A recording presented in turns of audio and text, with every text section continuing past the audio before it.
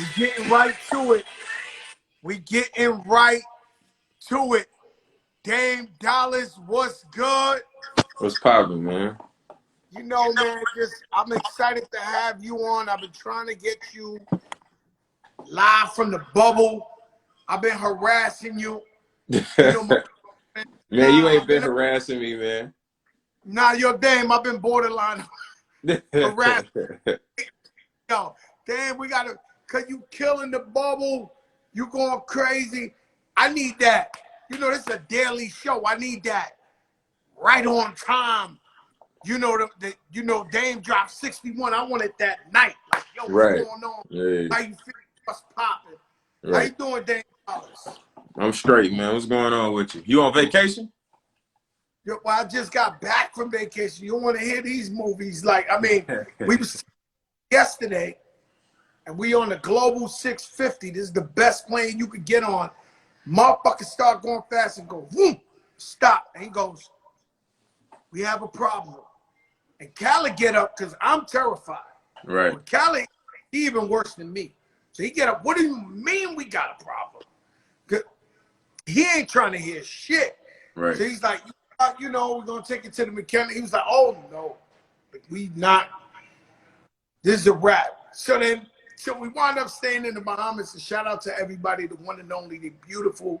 They took care of us. It ain't nothing wrong with being stranded in Bahamas in the water and all that. But this morning I wake up and I hear a little voice. As soon as I open my eyes, I hear my daughter say, Dad, Dad. So I'm like, look out the window. It's a tropical storm. I'm like, fuck, no. Like, yo, I thought we was never getting out of there. Man, you gonna have me traumatized listening to this shit. Nah, I'm just saying, no. We came safe. Vista Jets, great airline, whatever, you know. I mean, we had a great time, but we went through some shit. You know what I'm saying? Yeah. Some stressful stuff. How you feeling right now, health-wise? I'm good, man. I dislocated my finger in the playoffs against the Lakers, and then I came back and hurt my knee 1 or 2 games later, but I'm straight now. I mean, I took my couple weeks off. You are on the court. Yeah, I've been training on the court for like 2.5 months now, so I'm straight. I'm all the way good. Damn, yo, Dame, let me tell you something about you, man. I need to know, where did you get this confidence from to pull up from anywhere and take that shot? Man, I've been doing that for a long time. So I think it just comes down to how often I work on it. You know what I'm saying? Like when you got so many reps at something over all these summers, during the season, after practice, before practice, and you just doing it over and over, it becomes like an efficient shot. So I mean, I didn't just got comfortable with it because I shoot that shit so much, like in my own time. And like I started working on it even harder in the last 3 years because of how I get defended now. Like sometimes that's the best look that I'm gonna get sometimes. So I gotta be able to knock that down. Shout out to Snoop Dogg. Dogg is in the comments. Yes, sir. Let me see. I ain't see. Yo, Snoop, you killed that shit, that Mike Tyson fight, baby. Yeah, he did. You killed that shit. And yo, yeah, he did. Nate Robinson, my brother, damn, man. You know, he put out he was going to do it for the NBA. Yeah.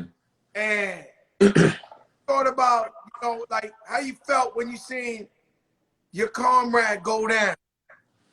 I mean, obviously, you pulling for him. You know what I'm saying? Being a former NBA player, you pulling for him. You respecting getting in the ring because I'm a big boxing fan. Like outside of hoop, boxing like my favorite sport. So I pay close attention to the sport. I know how dangerous it is, and I think if anything, that just showed people, that your respect for fighters should be through the roof because it's a brutal sport, and anything can happen. I think once he knew he was signed up to fight, he accepted the fact that either I could come out with my hand raised, or I could lose on the cards, or I could get knocked out. I mean, that's part of the sport. So I think to the world, everybody gonna clown him. Everybody gonna say what they got to say. But to a fan of the sport, they know that once you get in the ring, anything can happen. So it is what it is, man. You know, I'm just happy that he healthy. Man, I'm happy he got up. You know, I Yeah.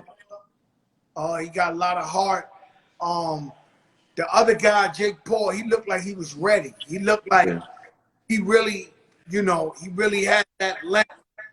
I think Nate would have won a street fight. Would have slammed him, body slammed him or some shit. I But mean, if he could dip him, if he could have dipped him, it would have been a different thing. But I mean, that ain't boxing. So Mike Tyson, did it feel like the good old days when you was a kid and your pops and your moms was getting ready for a Mike Tyson fight? Did it feel like that? It felt like that to me. it's like that. When I started getting into boxing, it was when my family was having big fight parties and shit like that, and it was Mike Tyson fights, and they only lasted. You know, the undercard was what it was, and then it was 5 minutes, 10 minutes. But you know, I mean, just his aura, man, like that's Tyson. You know what I'm saying? Like when he came out, I was just like, he came out, you know, he don't got the no robe, no nothing. He had his little beanie cap on his head.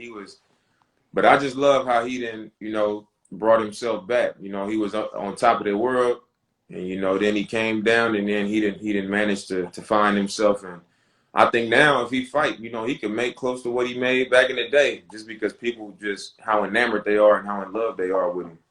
Amazing to me, right? Like, so I follow everybody from young to old people. And I'm on my story. Everybody watched that fight, though. Like, I mean, from young to old, I seen the OGs having fight parties. Yeah. I seen the young cats. Everybody tuned into that thing. That was like, I'm sure they broke a record or something.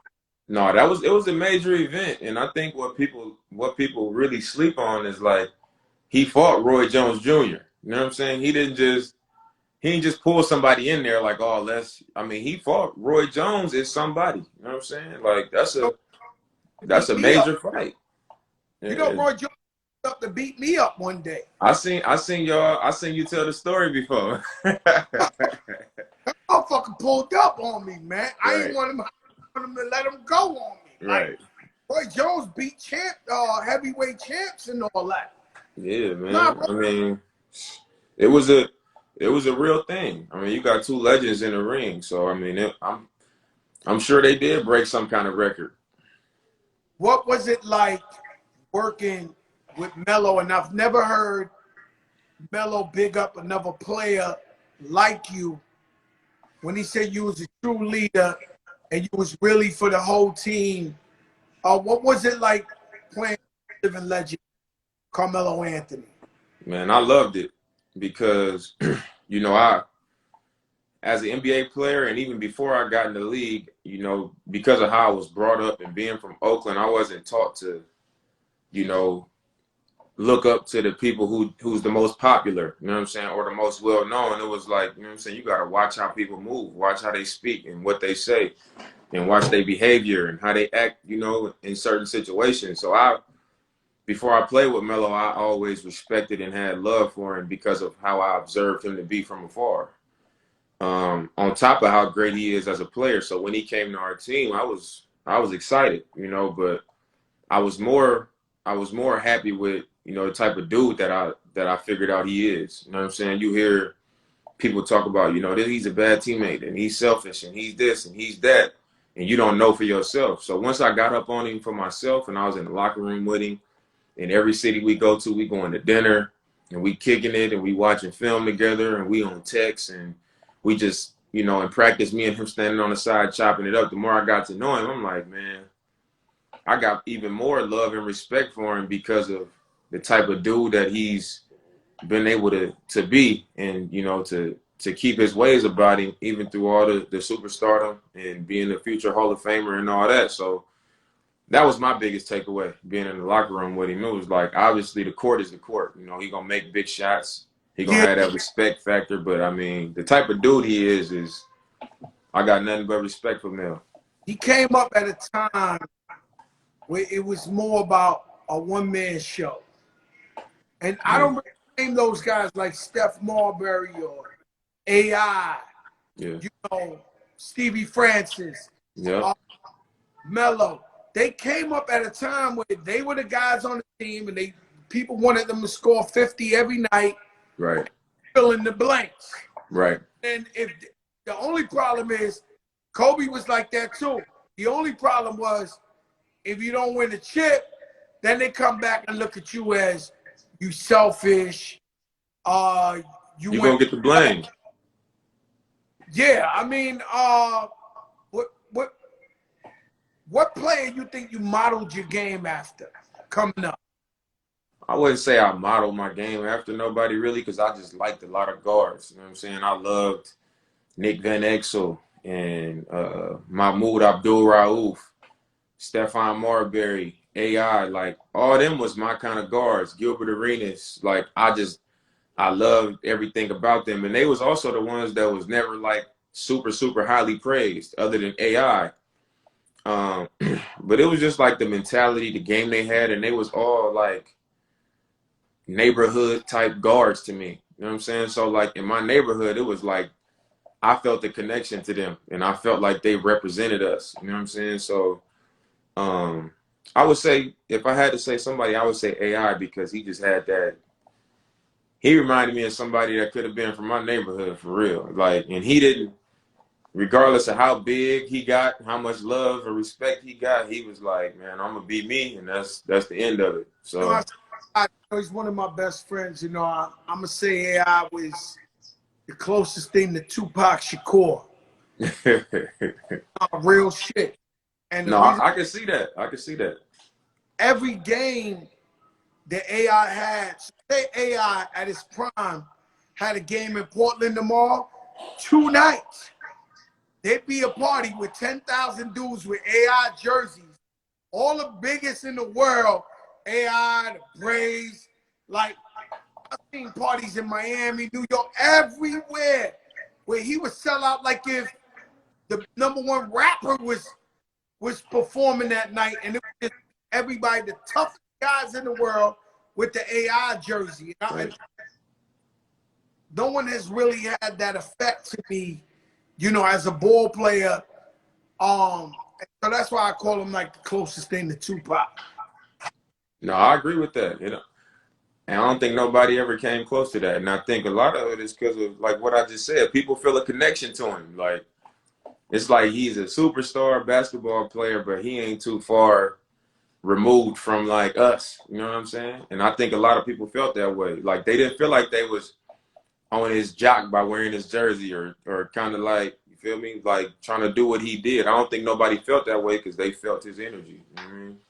Man, let me tell you, man, and I asked that, man, nice AI came to New York, hung out, got drunk, and we stood in our boy's apartment in the South Bronx tenement with drop Phantoms, Rolls Royces outside the front door. Stanley, what's up? My young boy, my nephew, Cat Stanley, he just made it from Duke. He made it to Indiana. Yes, Congratulations, man. Cassius. Congrats, bruh. What was that bubble like, Damon? Was it harder playing in the bubble, or you rather play with your fans? Me personally, I'd rather play with fans, but I mean, I understand why we can't. You know what I'm saying? It's more important things than what us wanting to play in front of fans. But I think, to me personally, the bubble was way easier because it was just like, it was really no distractions. We didn't have to travel after games. Like, shit, we was leaving the arena sometimes 10, 11 o'clock after a game, and we'd go right back to the hotel, and they had cold pools set up at the pool for us, and we just get our recovery in right after the game. They had food laid out for us, and we go up to our room, lay down. I mean, everything was laid out. It wasn't no plane after, bus to the hotel, check into a room, get situated. It was none of that. It was just like boom, boom, get up the next morning, practice, all in one spot. So like, our bodies was recovering faster. We was more rested. I mean, it was way easier to me. I think that's why you saw a lot of people just killing like that, for real. Let me tell you something. Let's go back to the AI. You and him having comment. Something you might not know. You know, blew my mind. Blew my mind. I was out there in the All-Star weekend, and you came out to perform. AI got crucified for trying to rap in his day. Yeah. NBA actually brought you on to perform. You want to say what's up? Holla. Don't just walk by. Come and say what's up to Damian Lillard, man. Come on, man. I know you got a fresh cut and everything. The man. Yo, homie, you good? What's good? Yeah. Everything blessed. Congrats on everything. Appreciate it, bro. You're gonna have to put me on one of your next joints, man. There you go, boy. Put me on something. Put me on something, man. We gotta cook something up. Put me in the game. Put me in the game, coach. Listen, 2021, we back in the studio. Let's do something. It's good. Put that shit out there right away. Yeah, all right, let's do it. See what you get when you come on the big show. Did anything possible, Dave? We got to do that, man. When AI was working on his album, I was behind the scenes with him in the studio every day. And he kicking some gangster shit. You know, they wasn't ready for it. But the NBA, that was a historical move them put on, because they don't want you to be with rappers. They don't want what was like performing at the All-Star. I was there. I was standing in the crowd watching you perform. Yeah. No, it was cool, man, because I actually got hurt the night before All-Star in Memphis. I got hurt. And I was like, man, I don't know how to look with me being injured and I'm not playing in the game. And you know what I'm saying? Now I'm gonna be up here rapping and moving around the stage. And they was the ones that was like, we think it'd actually be cool that you can't perform as Damian Lillard, but you can still perform as Dame Dollar.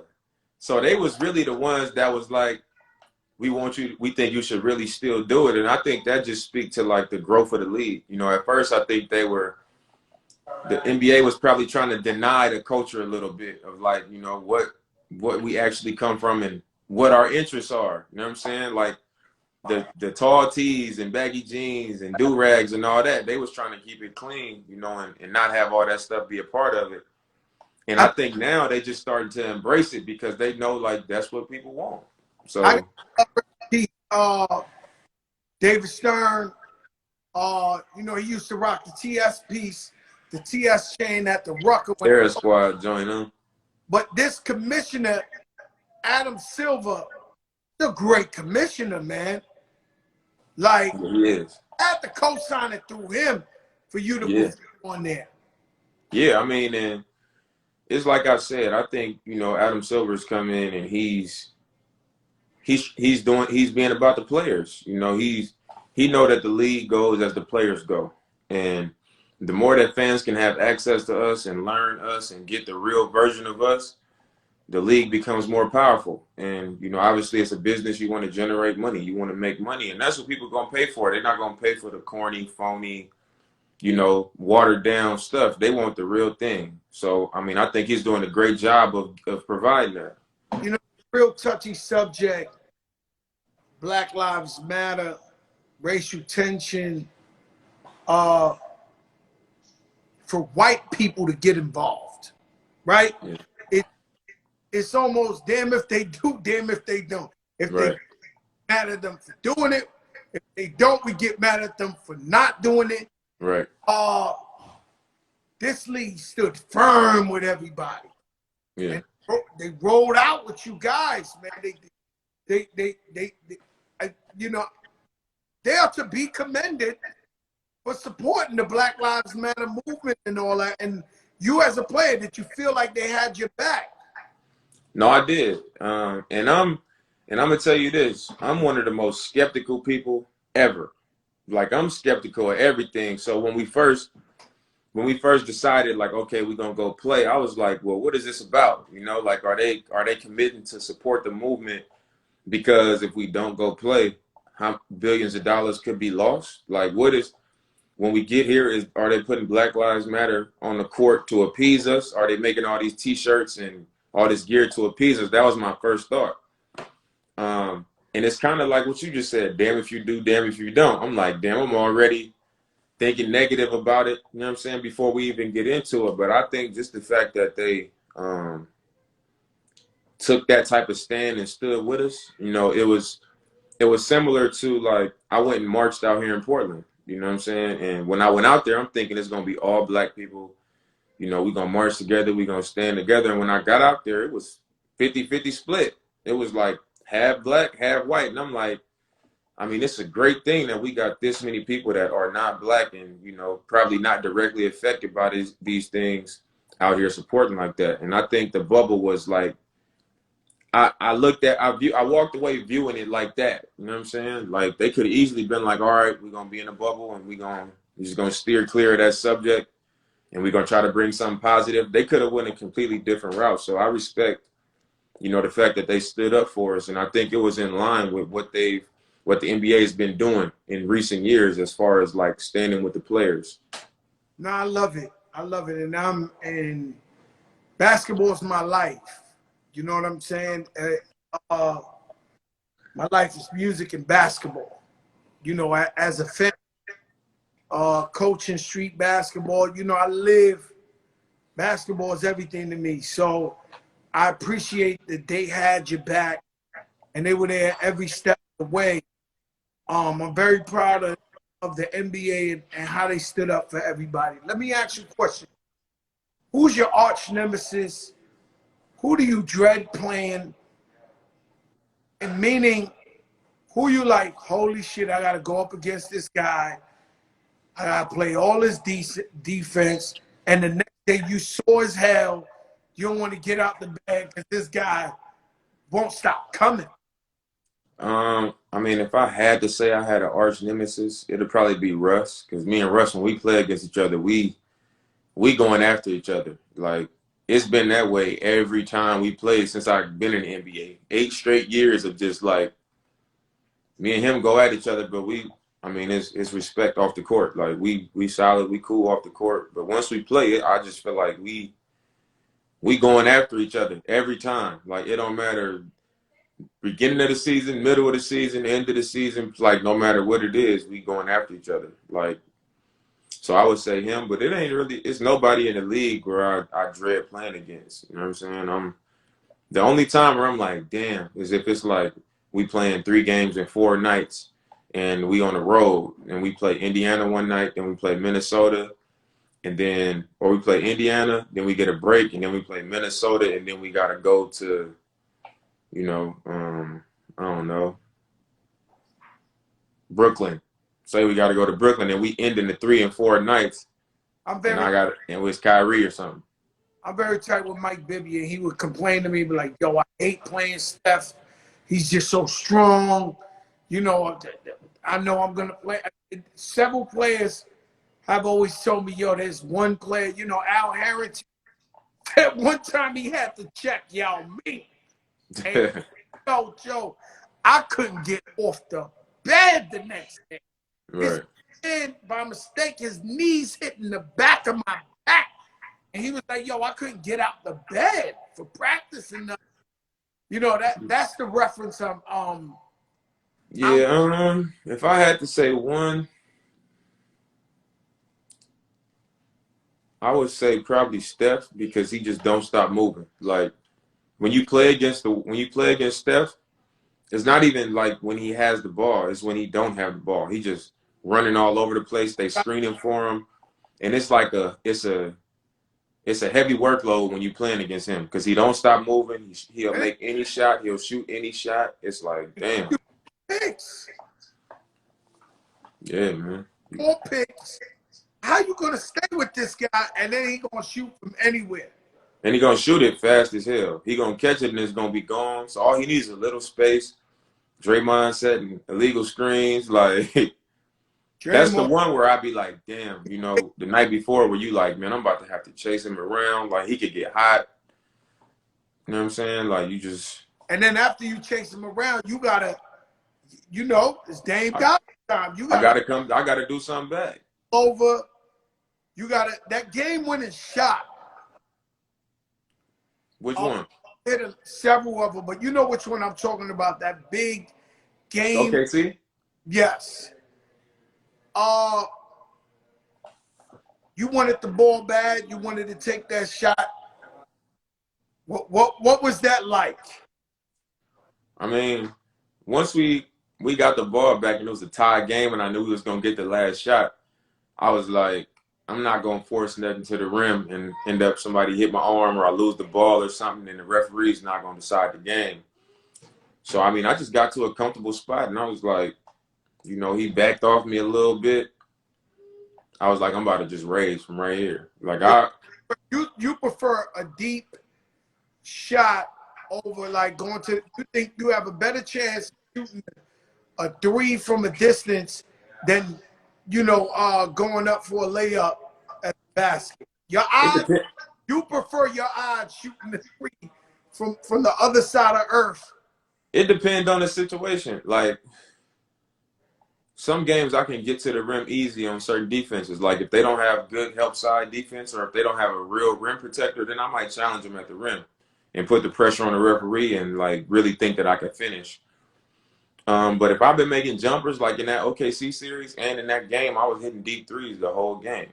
So at that point, I was like, I had it rolling. I was like, it don't matter where I shoot from. If I can get a clean look, it's going in. So Shoot at the basket seems like extra bigger when you on a roll. Like I've heard players say the shit just going in. Like you just is. nah, it for sure get bigger. The basket look way bigger when you making shots and the ball feel better. That's what's crazy. Like the ball feel better in your hands when you get rolling. That shit crazy, man. I mean, you made moves this year. Shout out to your man CJ. Yes, sir. 1-2 punch deadly. You guys. That's my boy. That's my boy. No, he busy. He ain't no punk, man. At all. No, he a dog. He get busy. I see y'all picked up Covington. What's your expectations of Covington? I mean, I expect him to be himself. You know what I'm saying? I think we known for performing offensively. Like we don't have an issue scoring the ball, putting points on the board. Where we've struggled at is just getting stops. Sometimes we defend hard, we don't come up with rebounds. We use energy for an entire possession and don't get the ball, then we got to guard again and we don't get the ball. So like I think we put ourselves in them type of positions too much. And our defensive rating ended up being low. But I think when you add somebody like him to the equation, he's a great perimeter defender, good length and size, get a lot of deflections and steals, and he's an underrated shot blocker. Like to be a wing, he's usually at the rim blocking shots. So I think it's something that is complementary, to the team that we bringing back. Here, Dan, you're looking amazing. This is your time. Everybody has a time, right? I remember Derek Jeter, who's my favorite baseball player. I was at a Yankee game, and he hit a home run, and 60,000 people, tell him to lower it. 60,000 people were jumping up and down, and me, I was jumping up and down.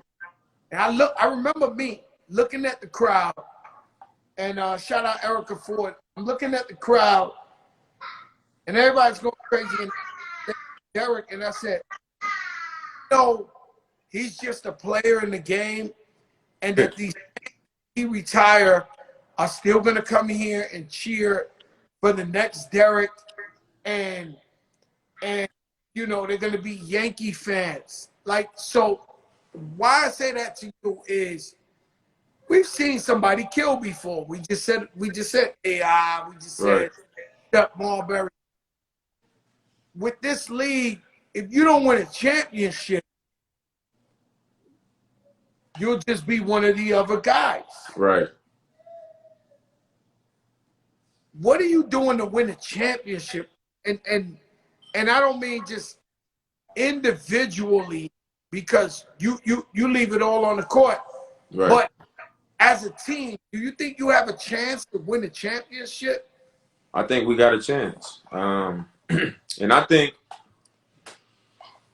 being able to hold together like the culture of your team, I think is big in the league because there's so many like ups and downs. You know what I'm saying? You go through bad stretches, you have your great stretches, but I think like the demeanor of your team and like how together your team is Like you look at a team like Miami, nobody came into the season last year saying they're gonna be in the finals. Everybody was like, oh, Toronto, Milwaukee, the Lakers, the Clippers. It was like they wasn't even in the discussion.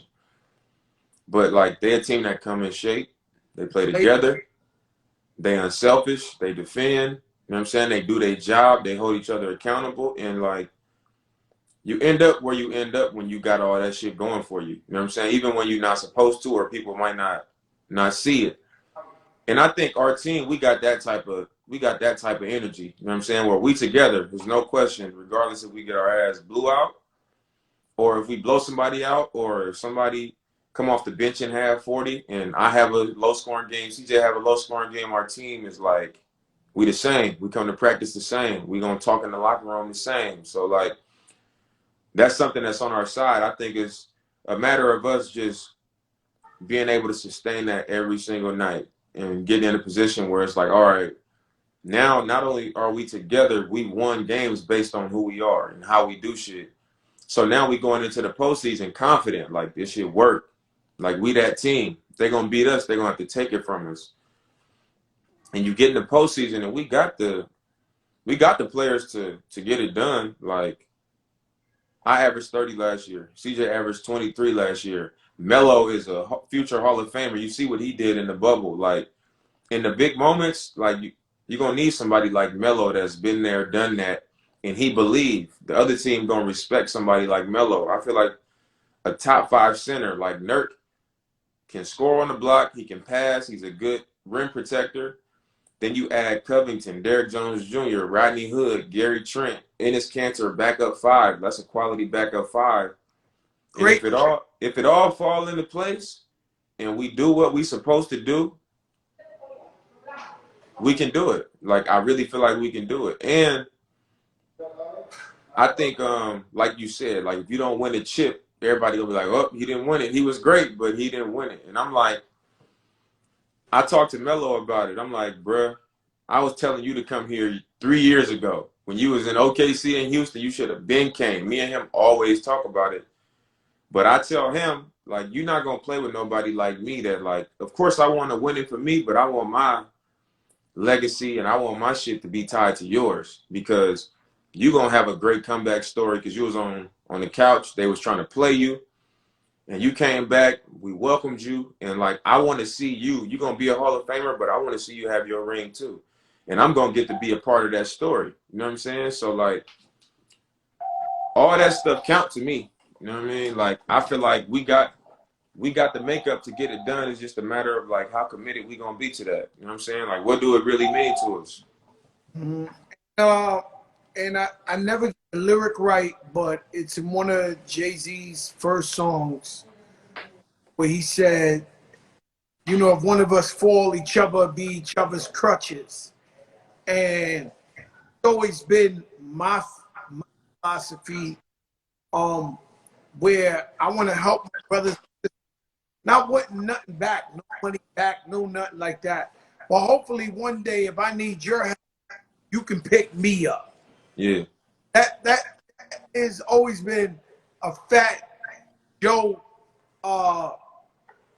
strategy. You know what I mean?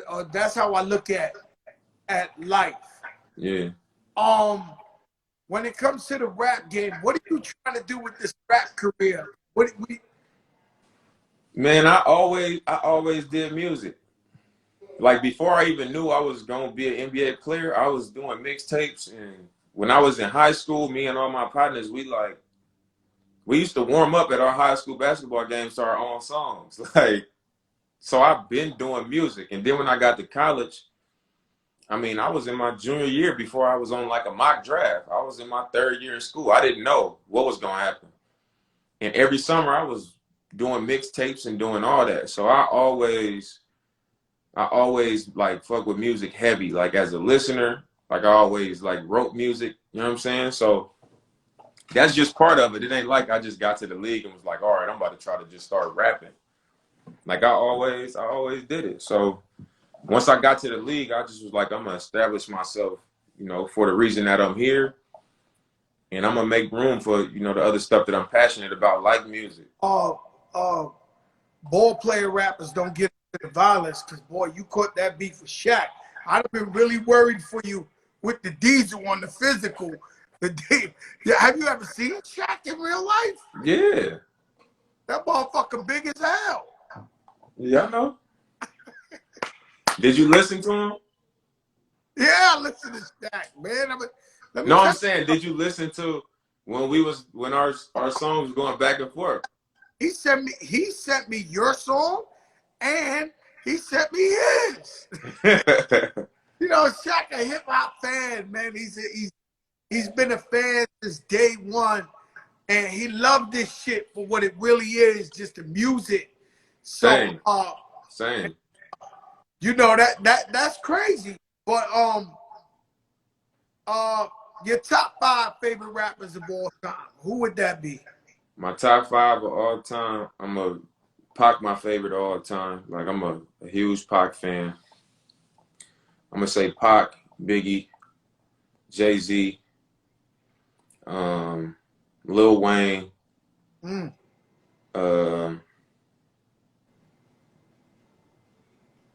Pac, Biggie, Jay-Z, Wayne, and I'm gonna go with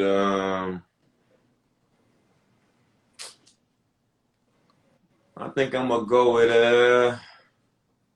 for that 5th spot. I think I'm gonna go with Nas. I like Nas. I'm a huge Nas fan, but I listen to a lot of rap. So like growing up, if I had to do this growing up, I would have probably, I don't know, I would I'm probably say Andre 3000 or something, huh? Somebody, who would be your top 5 rappers right now?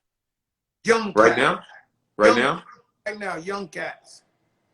You mean young, like I mean, young. not like Kendrick and them? Wait, the Roddy Riches, you know, Oh, the young ones, I'll say Lil Baby, Roddy Rich. I don't want to miss nobody that I really like. I like Rod Wave a lot. Rod Wave, a lot of people don't be on to it like that, but I think Rod Wave in there for sure. So hey, that's my man. You know, I love a big boy style. You know what I'm saying? yeah, You fall on that stage, he got his ass right back up, man. yeah, he did.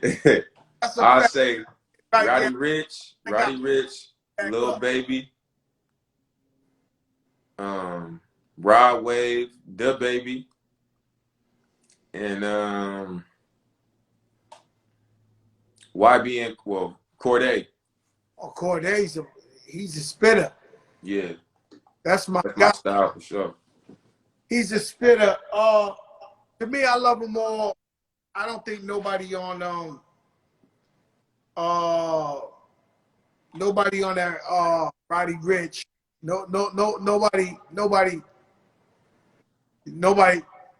I don't think nobody touched that album this year. The Roddy Rich. Yeah, I think he should have been nominated for Grammys and all that. Yeah, Roddy Rich hard. You know, and right behind him, I would have said, unfortunately, Pop Smoke but passed away. Yeah, I like Pop Smoke too. I just ain't.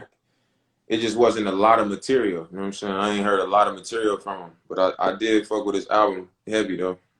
Yeah, his album surprised you actually, right? It most certainly surprised me And then when you heard the whole shit, you was like, because oh, I just heard the one song was going. It was everywhere. Some of the songs, and then when we was in the bubble, like 3 of the young dudes on the team was just playing that shit over and over and over, and I could hear it coming out their room, and I'd be walking down the hallway. So I went in my room and was like, man, let me listen to this. And the next day at practice, I was like, man, I had it in my AirPods. Like, okay, yeah, that shit let's happened. actually go. You know, I thought the song was cute. You know what I'm saying? I met him. God bless the dead. Rest in peace, he was a gentleman, great kid. And then I'm walking in my store up in my seat, and they was playing that shit to death. That album when it came out, and I was like, yo, I was listening to. So she wanna mess with the whoa. I was like, Yeah, yo, oh, yeah, that's hard. yeah, he was a big thing. Like I was like, holy shit, he was a superstar. Oh yeah, somebody said Lil Durk too. I mess with Lil Durk too. Oh, you know, Dirk. Dirk. He honorary mention. Know what I'm saying? Dirk. We, uh, favorite. I don't want to say your favorite ball player 5 at the time, but your favorite 5 point guards My favorite of 5 all point time. guards. I'm gonna go. You consider AI a point guard? Yeah, he's a 2. He He cursed played me the out one 2, time. but he was okay. So I'm gonna say He's a point. AI.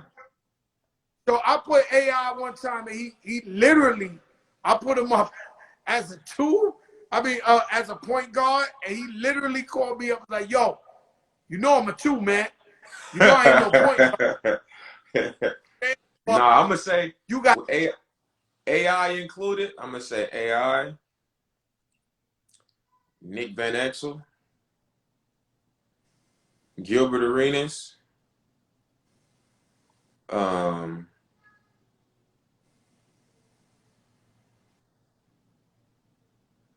Mahmoud Abdul Rauf, and Gary Payton. the glove, boy. And Actually, I gotta put Steve Francis in there too as a slash Steve Francis as my 5th because I love Steve Francis. Steve Francis, Casino Mobley, those are my guys. They come up when I come up. They was giving guys the business out there.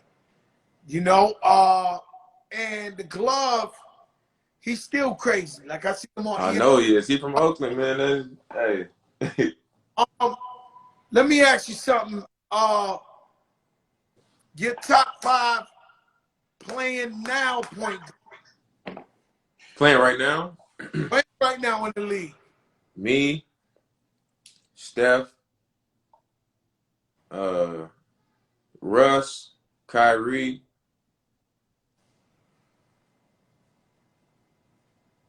I'm trying to think of all the point guards before I say my 5th. You got Trey Young. You got John Morant. You got Donovan Mitchell. He ain't a point guard. What is it, 2? Yeah, he's a 2. All right. I'm gonna say me, Steph, Russ, Luka Doncic, Woo! Look at the and point guard. either one. Oh, you He got played a 1.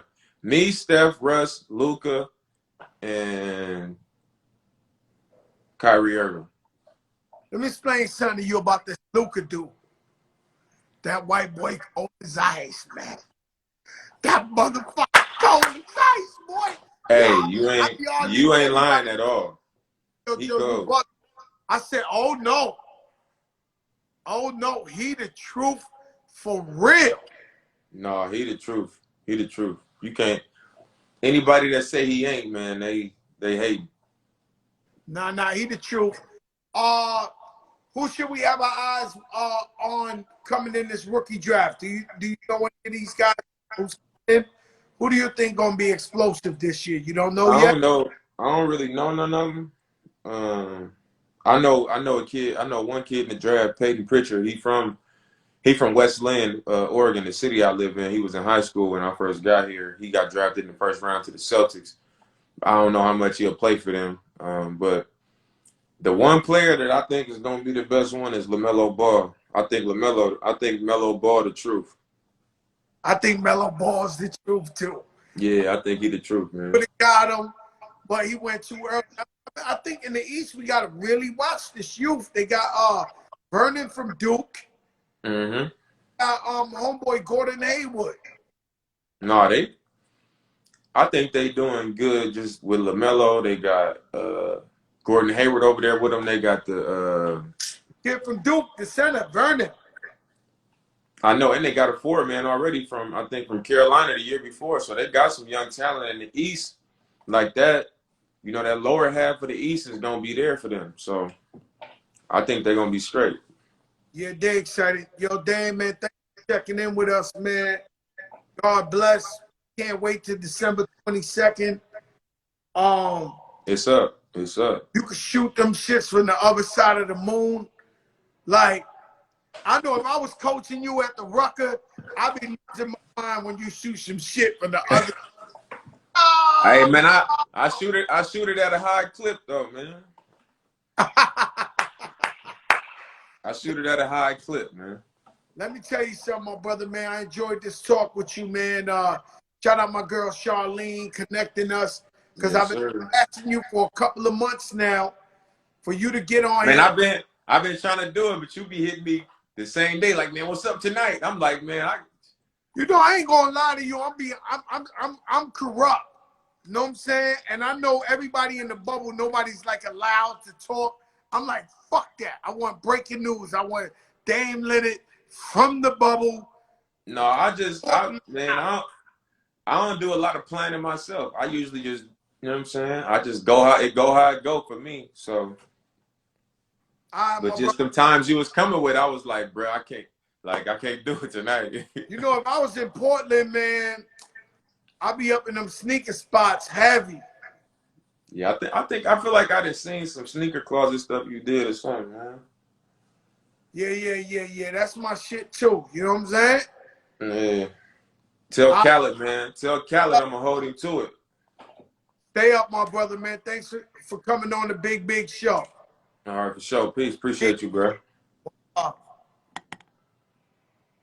You don't know who I know. You don't know who I know.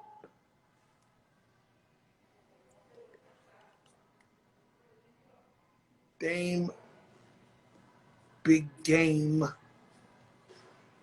Lillard shoots from the other side of town. The man is unconscious. Shout out Emmanuel Lewis, a.k.a. Webster, on the check-in. The man is unconscious. Who authorized him to shoot from so far away? How does he get away with it? How did this man shoot from wherever he feels like it, and it goes in? Big game Dame Lillard. Portland on the rise. Listen, guys, this is the biggest show in the game.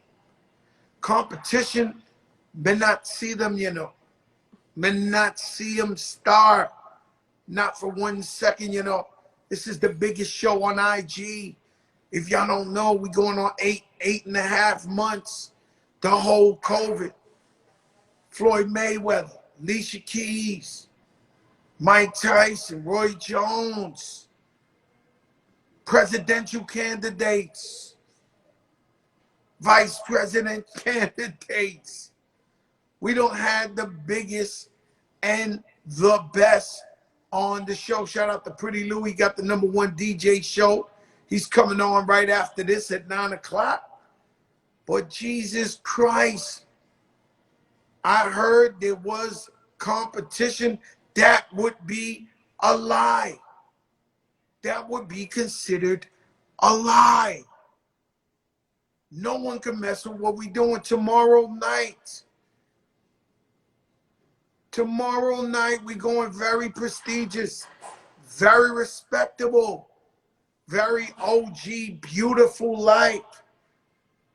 We have the one and only Vanessa Williams on tomorrow. You know her as the first in America's history. Most men have always had a crush on Vanessa Williams. I don't play with these people. We are diverse. These people want to turn around. They can't with me. They're not even close. This is the big show. I took 2 weeks off on vacation.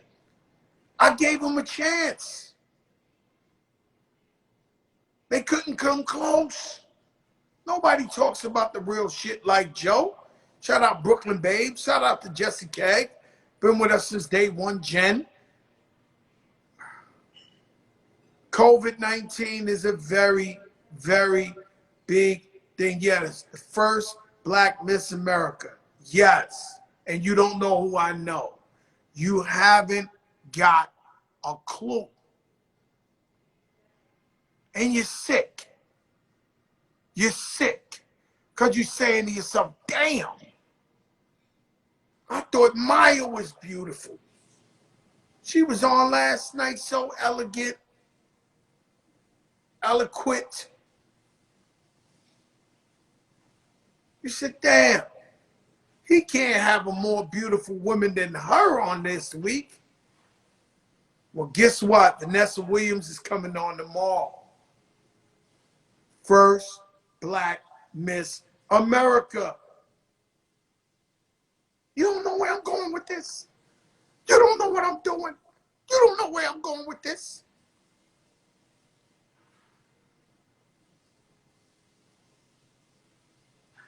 I'm untamable.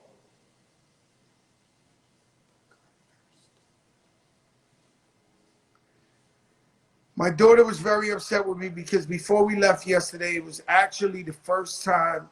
I was really, really stressed out yesterday, by the way, because the plane, I told y'all the whole story, but I didn't say put God first, always believe in God. And, you know, I'm very big on God and belief and knowing that God is a supernatural God and he got us every step of the way. And so she's telling me like, yo, don't do that again today. So executive producer Azariah Malone Cartagena, a.k.a. Everything Chrome Hearts, a.k.a. boy, you really getting paid to produce this show. Sheesh. Yeah, so COVID-19 is very real. According to the statistics, an American is dying every single minute of the day. Please, in the words of my sister Remy Ma, sit that pussy down, ho. Fellas, I see you in the strip clubs. I see you out there acting like, bro, people are dying. If not you, if you're healthy, if you won't die, please don't go visit your aunt, uncle, mother, or grandmother. You will kill them. It's simple as that. It's crazy why we say that the Bee Gees are playing Staying Alive. But get the Bee Gees Staying Alive. We're going to walk out. We're going to walk out to it. We're going to walk out to it. Hey, Pretty Loose going on at 9 o'clock. The #1 DJ show. Vaccines. Take it. If you do whatever you want to do. I'm not going to tell you what to do. You know we have this discussion on here every night. I want to take the vaccine. My doctor says don't. This is a real issue because we have issues as black and brown people with vaccines. In